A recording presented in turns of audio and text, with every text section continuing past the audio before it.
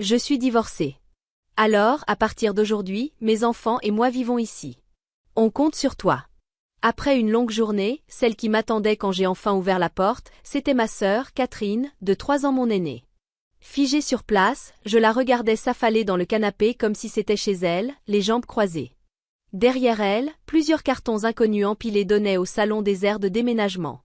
Mes neveux, 8 et 10 ans, couraient partout en se disputant ma tablette. Qu'est-ce que tu racontes, Catherine? Qui t'a dit que tu pouvais faire ça? Comment t'es même entrée chez moi? Ma voix, à peine maîtrisée, semblait la surprendre.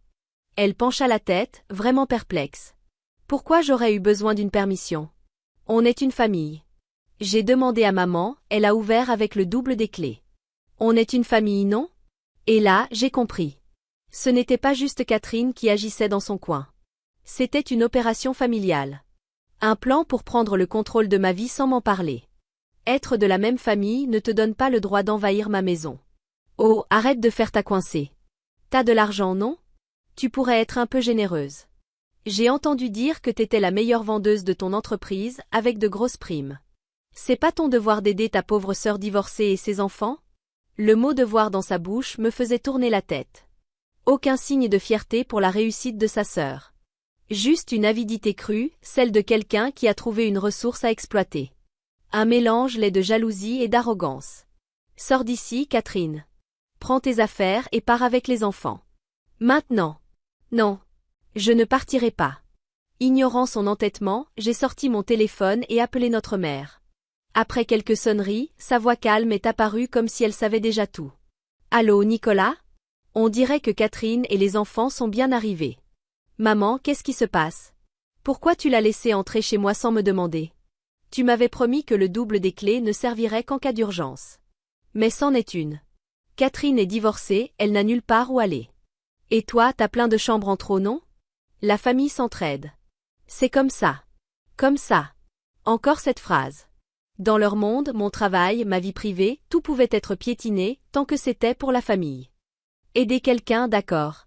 Mais s'imposer dans ma maison sans prévenir, c'est autre chose. Tu aurais au moins pu m'en parler. C'est chez moi ici. Parce que tu dis toujours non. Comme d'habitude. Tu es froide, Nicolas. Égoïste. Catherine vit une période difficile. T'as un bon boulot, de l'argent, ta liberté. Partager un peu avec ceux qui ont moins, ça ne va pas te tuer.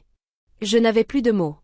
Pour eux, ma réussite, ma liberté, n'était qu'un outil à utiliser à leur convenance. Puis la voix agacée de mon père s'est imposée à l'autre bout du fil. Passe-moi le téléphone. Nicolas, ça suffit. Le ton avait cette autorité lourde et inflexible que je connaissais trop bien. Catherine est en difficulté. C'est ton devoir de l'aider. Arrête de te plaindre et occupe-toi d'eux. Point final. Point final? Qui a décidé ça? Ce n'est pas ta maison. C'est la mienne. Si ça te tient à cœur, prends-les chez toi. Surveille ton ton. Tu sais qui t'a élevé? Tu n'écoutes même plus tes parents. Quelque chose a craqué en moi. Être reconnaissante d'avoir été élevée, ce n'est pas une licence à vie pour contrôler ma vie. Vous avez toujours été comme ça. J'entendais encore mon père crier, mais ces mots ne m'atteignaient plus. Enfant, j'avais économisé pendant des mois pour m'acheter une console de jeu. Mais quand Catherine a dit « je veux jouer aussi », je la lui ai prêtée. Bien sûr, quelques jours après, elle l'a cassée par accident.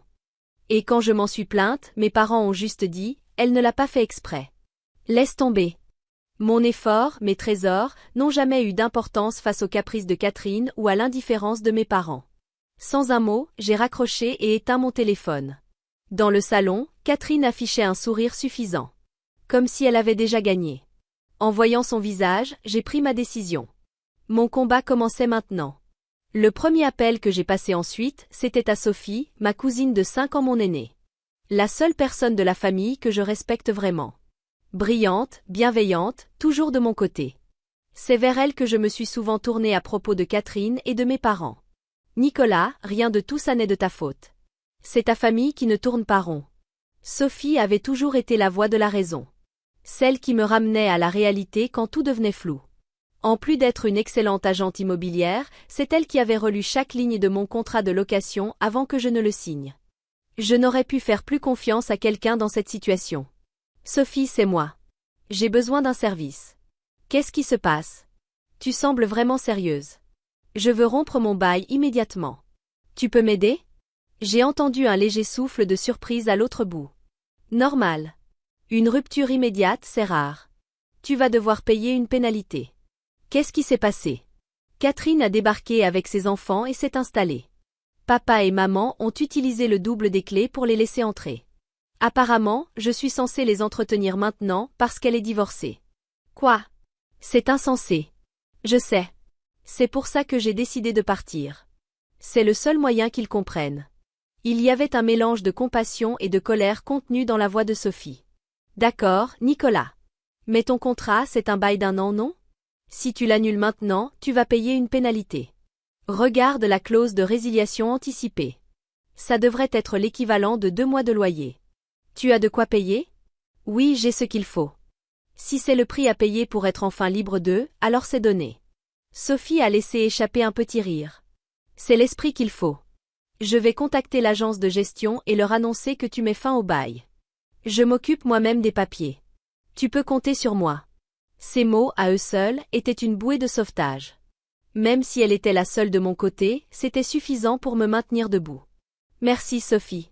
Mais j'ai une condition. Tout doit rester secret. Personne ne doit savoir avant que je sois partie.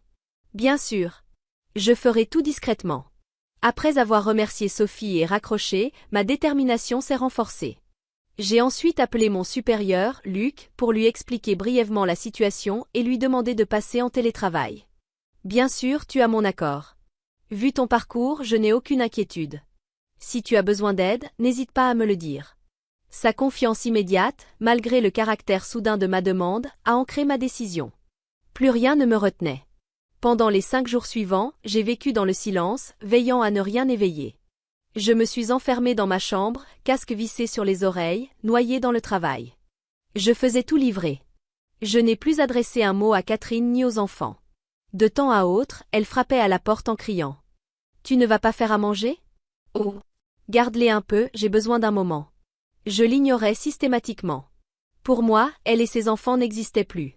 Pendant ce temps, Sophie et moi restions en contact. Tout a été géré en ligne, résiliation du bail, paiement de la pénalité. Sophie représentait mes intérêts auprès de l'agence immobilière. Tous les documents sont traités. Dis-moi juste quand finaliser. Son message bref était comme une lumière dans l'obscurité. Puis, le jour est arrivé. Un samedi après-midi calme, Catherine a crié à travers la porte. J'emmène les enfants au centre commercial. On mangera là-bas, ne nous attends pas. On rentrera tard. Je n'ai pas répondu. J'ai juste attendu que le bruit du moteur disparaisse au loin. Dès que le silence est revenu, j'ai envoyé un simple texto à Sophie. C'est le moment. C'était l'instant que j'avais préparé. 2 jours plus tôt, en sortant pour me faire un café, j'avais retiré mes écouteurs et vu mes neveux accrochés à Catherine, quémandant. « Maman, on peut aller au cinéma ce week-end ?» En m'apercevant, ses yeux se sont allumés d'un éclat opportuniste. « Parfait, Nicolas. T'as entendu. Ils veulent aller au cinéma. Donne-moi de l'argent. » Son ton plein de droit m'a fait bouillir. Mais une idée m'a traversé l'esprit. C'était ma chance. Une occasion en or de les faire sortir de la maison pour plusieurs heures. Sans un mot, j'ai sorti quelques billets de mon portefeuille, largement assez, et les lui ai tendus. Vous pouvez aussi dîner dehors. Ça devrait suffire. Un instant, elle m'a regardé avec suspicion, étonnée de mon accord si facile, puis a arraché l'argent avec un sourire satisfait. Pour moi, ce n'était pas du chantage. C'était mon dernier investissement. Le prix pour couper les ponts définitivement et racheter ma liberté. Et maintenant, comme prévu, ils étaient partis. 10 minutes après mon message, un camion de déménagement est arrivé silencieusement devant la maison. J'avais d'abord pensé faire don de mes meubles à une association, mais c'était impossible de le faire discrètement. Catherine était toujours là, organiser un enlèvement sans qu'elle s'en rende compte aurait été irréalisable. En expliquant cela à Sophie, elle m'a recommandé une entreprise de débarras. Une équipe pro, capable de tout enlever, dont recyclage, déchets, sans que j'aie besoin de trier. Le tout rapidement, discrètement, en quelques heures seulement. Grâce aux préparatifs des 5 derniers jours, l'opération s'est déroulée avec une fluidité impressionnante. J'avais donné mes consignes. Les déménageurs ont agi vite, chargeant meubles et cartons avec une efficacité rodée. Bien sûr, les cartons apportés par Catherine sont restés là, intacts, dans un coin. 3 heures plus tard, la maison était quasiment vide. J'ai jeté un dernier regard à la pièce nue, remercié le chauffeur et regardé le camion s'éloigner. Puis, avec une simple valise à la main, je suis monté dans le taxi réservé à l'avance. Sur l'écran de mon téléphone brillait un billet électronique, vol aller simple vers une ville de la côte atlantique, assez loin pour que ma famille ne puisse jamais m'atteindre facilement.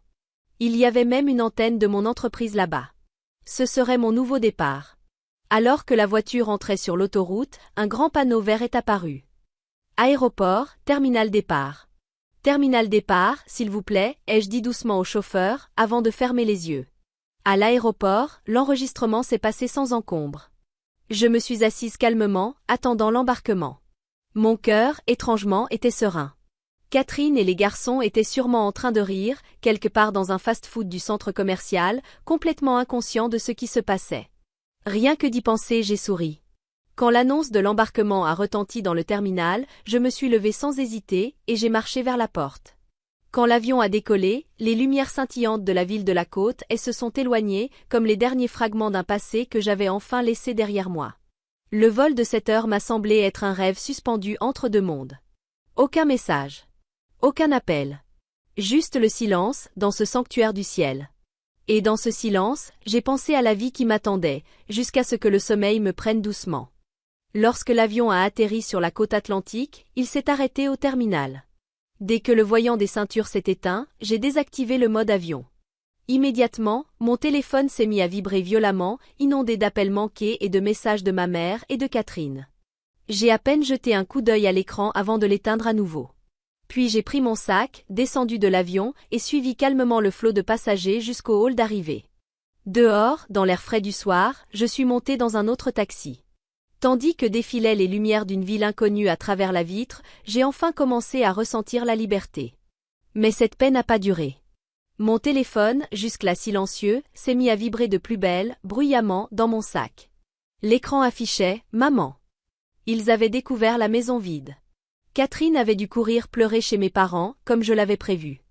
J'ai inspiré lentement avant de décrocher. « Allô, Nicolas ? Où es-tu ? » La voix stridente de ma mère m'a transpercé l'oreille. Catherine est venue chez nous, elle est en larmes. Elle dit que ton appartement est complètement vide. Tu peux m'expliquer ? Expliquer ? Non. À toi d'expliquer. Vous avez tous envahi mon appartement pour me dicter ma vie. Je vous ai juste empêché de le faire. Empêché ? Refusé ? Mais quelle ingratitude, après tout ce que nous. Sa voix fut brutalement interrompue par celle, profonde et furieuse, de mon père. Nicolas, tu rentres immédiatement. Et tu présentes tes excuses à Catherine. Ce que tu as fait est honteux. Tu as trahi ta famille. Trahison ? Et offrir mon appartement sans mon accord ? Ne jamais respecter mes choix ? Qui a vraiment trahi qui, hein ? Mon ton calme ne fit que l'énerver davantage. Je l'entendais respirer fort, chaque mot chargé de colère. Puis il a prononcé ce que, sans le savoir, j'avais attendu toute ma vie. Ça suffit, espèce de fille sans cœur. Tu n'es plus des nôtres. Tu m'entends, Nicolas ? Tu es renié. N'ose plus jamais nous approcher. Tu n'es plus ma fille. Ces mots avaient le poids d'une condamnation. Mais je n'ai rien ressenti de triste. Au contraire. J'ai senti quelque chose de lourd qui m'enchaînait depuis des années, se briser enfin. Pour lui, me renier était la pire punition imaginable. Pour moi, c'était une délivrance.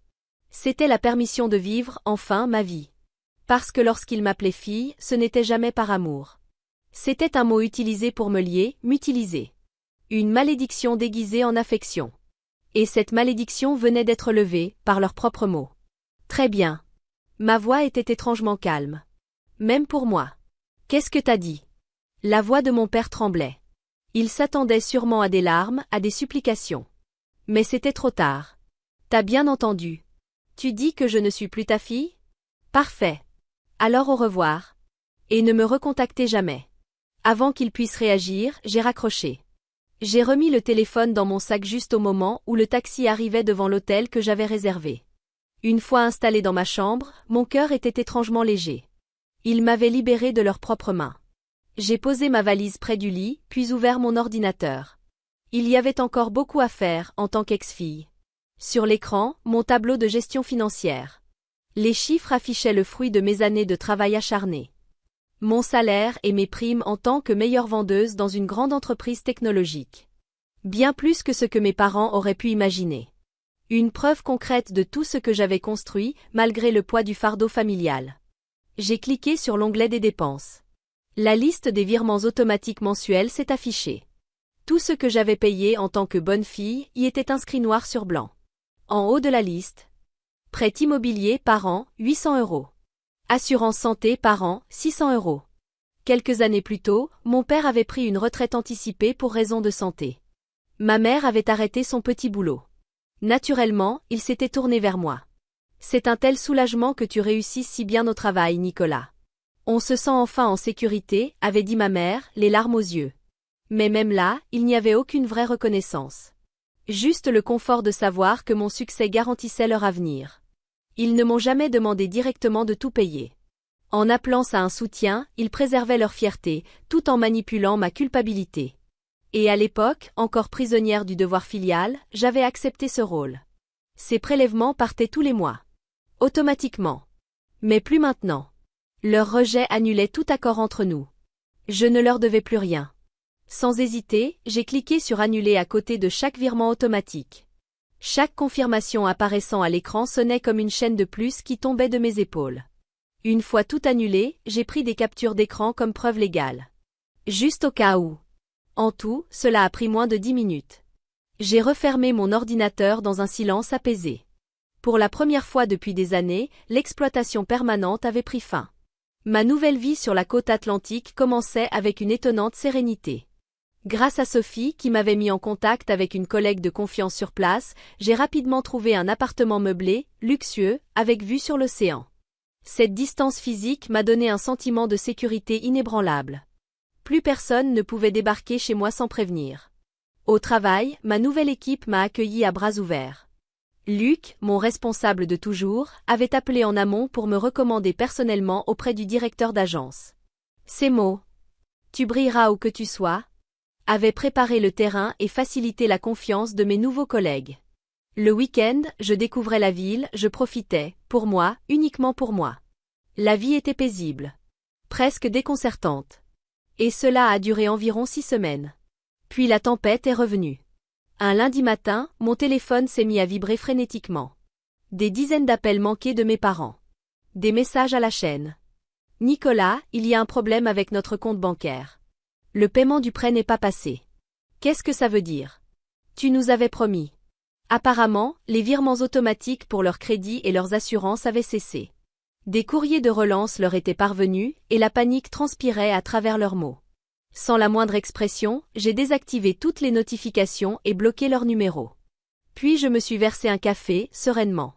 Mes obligations s'étaient arrêtées le jour même où ils avaient cessé de me considérer comme leur fille. Pendant quelques jours, le silence a régné. Puis l'attaque est revenue, d'une autre direction. Cette fois, c'était Catherine. Elle avait choisi les réseaux sociaux comme arme, bien décidée à me détruire publiquement. Titre de sa publication. Ma sœur sans cœur, Nicolas. Hashtag trahison familiale / sœur toxique. Quand Sophie m'a envoyé le lien, je suis tombée sur une longue publication pleine d'émotions, illustrée de photos soigneusement mises en scène. Catherine, le visage couvert de larmes, posant en victime tragique. Ma sœur a abandonné notre famille pour l'argent et la réussite. Après mon divorce, j'étais seule avec mes enfants. Elle m'a jetée dehors et a cessé de soutenir nos parents. Elle n'imagine pas combien elle nous a fait souffrir. Voici la vérité sur ma sœur égoïste. Les photos de mes neveux souriants étaient placées juste comme il faut, pour susciter la compassion. Et les commentaires affluaient. Quelle horreur! Pauvre Catherine! Comment peut-on être aussi cruel avec sa propre famille? Chaque accusation anonyme m'a transpercée comme une lame. Je mordais ma lèvre. Mes mains tremblaient, de colère, oui. Mais aussi d'une tristesse acide. Voilà donc jusqu'où elle était prête à aller. Mes neveux, eux, souriaient innocemment. Inconscients qu'on utilisait leur image comme une arme. Même leur pureté servait désormais ses intérêts. Autrefois, j'avais ressenti quelque chose qui ressemblait à de l'affection pour ma sœur. Mais ce dernier éclat de chaleur. Elle venait de le piétiner elle-même. Très bien. Si elle voulait la guerre, je la lui donnerais. Mais une guerre propre. Basée sur la vérité.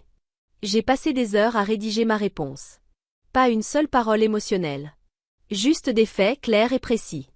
Titre, à propos de la publication de ma sœur Catherine. J'ai exposé les faits. Catherine était entrée chez moi sans autorisation pendant mon absence, à l'aide d'un double des clés. Elle s'était installée illégalement. À mon retour, elle m'avait exigé de la prendre en charge, elle et ses enfants. J'ai refusé. Mes parents m'ont alors insulté, puis mon père m'a renié. J'ai tout écrit dans l'ordre, avec des dates. Puis, pièce maîtresse, les captures d'écran prouvant l'annulation des virements automatiques vers mes parents. 1400 €. Chaque mois. Pendant des années. Hypothèque. Assurance. J'ai écrit calmement. Je n'ai pas cessé de les aider. Ils m'ont renié. En tant qu'ex-fille, j'ai simplement mis fin à mon dernier devoir. J'ai conclu par ces mots. Je n'ai pas abandonné ma famille. J'ai choisi de me protéger de ceux qui ne me respectaient pas et me voyaient uniquement comme un portefeuille sur pattes. Personne ne comprendra jamais totalement le conflit et la douleur derrière cette décision. Mais sachez ceci, poser des limites saines n'est pas de la cruauté. C'est un droit que chaque être humain mérite. Ma publication s'est propagée comme une traînée de poudre. L'opinion publique s'est renversée presque instantanément. Les gens ont commencé à voir à quel point le récit de Catherine était manipulateur, émotionnel, unilatéral. Et à quel point le mien était sobre, factuel, irréfutable. Bientôt, ces réseaux sociaux ont été envahis de commentaires. Mensonge. Tu récoltes ce que tu sèmes. Tu t'es discréditée toute seule. En quelques jours, elle a fermé tous ses comptes. Peu après, leur situation a sombré. Par bribes, Sophie m'a appris que leur maison avait été saisie et revendue. Mon père, avalant sa fierté, avait pris un poste de nuit comme agent d'entretien. Ma mère, épuisée, cumulait des heures à la caisse d'un supermarché. Quant à Catherine, elle avait trouvé un emploi dans un centre d'appel. Mais sans expérience ni compétence, elle se faisait humilier par ses supérieurs tous les jours. Désormais, ils vivent tous ensemble, dans un petit appartement, à la périphérie. Ils se disputent sans arrêt pour de l'argent. C'est Nicolas qui nous a trahis, hurlait Catherine, tandis que mon père accusait ma mère. C'est ta faute. Tu l'as mal élevé. Ce qui restait de leur lien familial a fini d'éclater. Pendant ce temps, ma vie, enfin libérée de leur emprise, recommençait à briller. J'ai dirigé un projet majeur, couronné de succès, et reçu une promotion exceptionnelle. Mon salaire a bondi. Avec mes économies, j'ai quitté mon appartement pour acheter un magnifique condominium. Mon propre accomplissement. Bâti uniquement par mes mains. Depuis mon balcon, la chaîne de montagnes majestueuses qui s'étendait à l'horizon semblait refléter mon avenir, vaste, clair, sans obstacle. Rien ne peut plus me barrer la route. Récemment,